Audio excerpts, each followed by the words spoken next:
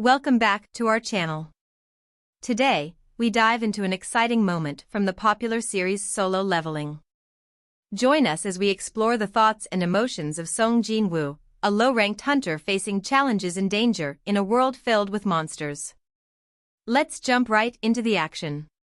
Why do you persist in being a hunter, Mr. Song Jin-woo? Asked Lee-ju-wee, her voice filled with concern. Jin-woo lowered his head, offering a quiet apology. "I'm sorry," he replied, feeling the weight of her words. Lee-ju-wee, a young and beautiful healer, frowned as she used her magic to heal Jin-woo's wounds. "I'm not asking for an apology," she said, her tone soft but firm. "I'm worried about you. If you keep fighting like this, sooner or later, you'll end up in a really dangerous situation." Jin-woo looked past her, focusing on the other hunters in the distance. They were battling monsters with ease, their strength apparent. This particular dungeon was rated around D rank, a relatively low difficulty for most hunters. But Jin-woo wasn't like them. He was an E rank hunter, the lowest rank possible. While others made quick work of the dungeon's monsters, he struggled. Healing injuries was the job of the healers, and Jin-woo had become a familiar face to them, as he was constantly getting hurt in raids. Lee-ju-wee's voice softened as she asked, "Is there a reason why you can't give up being a hunter?" Jin-woo shook his head, his expression guarded.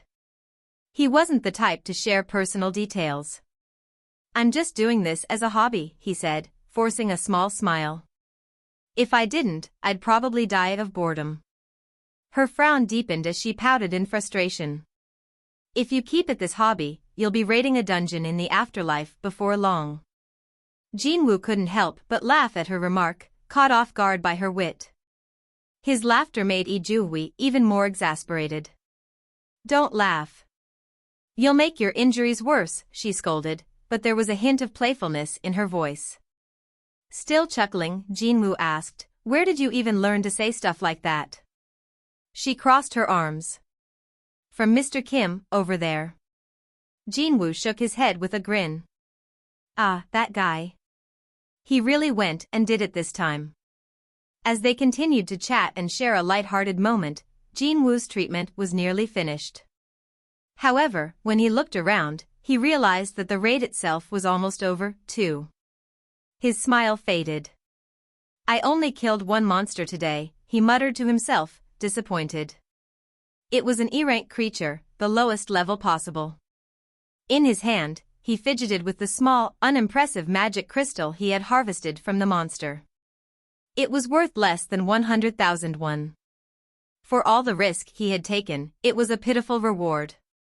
A magic crystal from a C-rank monster could sell for over 10 million won, he thought bitterly. But as an E-rank hunter, fighting a C-rank monster was an impossibility for him. Suddenly, one of the other hunters shouted, "Hey, there's another entrance here." The other hunters immediately gathered around, curious. "What? Really?" someone exclaimed. True to the hunter's words, there was a hidden entrance, a second passage within the dungeon.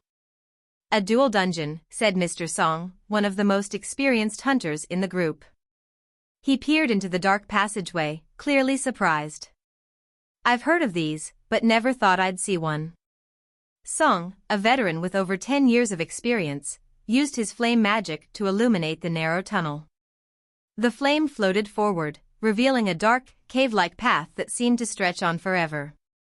Eventually, the flame flickered out, leaving the passageway shrouded in darkness once again. With a serious expression, Song called out to the group.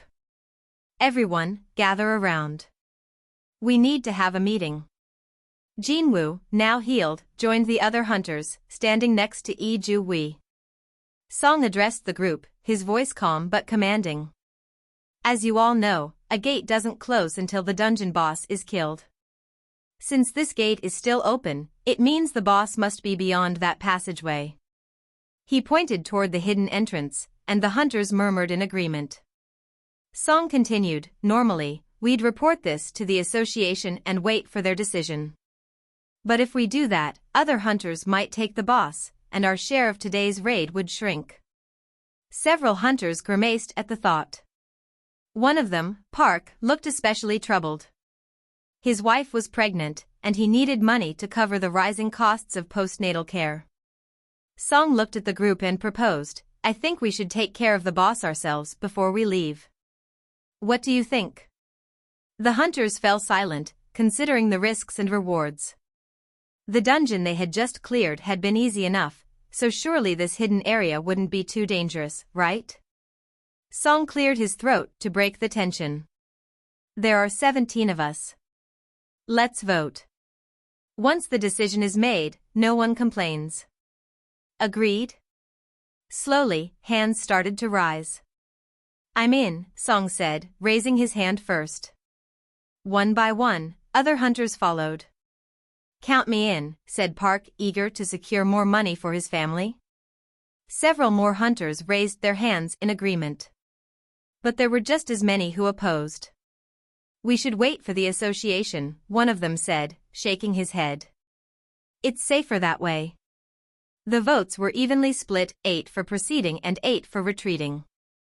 All eyes turned to Jinwoo, the deciding vote. "And you, Mr. Song?" Song asked, his gaze steady. Thank you for joining us on this journey into the world of solo leveling. We hope you enjoyed this exploration of Song Jinwoo's challenges and the camaraderie of the hunters. Don't forget to like, share, and subscribe for more exciting content.